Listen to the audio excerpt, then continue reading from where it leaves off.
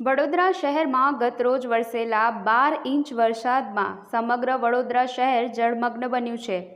ત્યારે વડોદરા શહેરની મધ્યમાંથી પસાર થતી વિશ્વામિત્રી નદી બે કાંઠે વહી રહી છે। આજે પણ વડોદરા શહેરમાં ભરાયેલા વરસાદી પાણીના કારણે જનજીવન ખોરવાયું છે।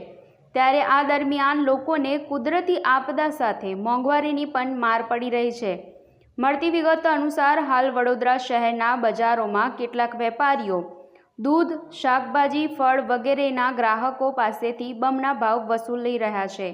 सामान्य मानस तेमना घरनी जरूरी चीज वस्तुओ लेवा जाय छे त्यारे केटलाक दुकानदारो तेओनी पासेथी वस्तुओना बमणा रूपिया लई रह्या होवानी पण फरियादो सामे आवी छे।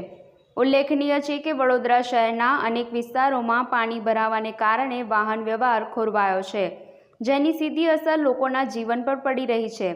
અને આ તકનો લાભ લઈ કેટલાક લોકો બમણા રૂપિયા કમાવાની લાલચે લોકો પાસેથી વધારે ભાવ વસૂલી રહ્યા છે, જેથી કોર્પોરેશન દ્વારા આ લોકો સામે કાર્યવાહી કરવામાં આવે તેવી લોક માંગ ઉઠી છે।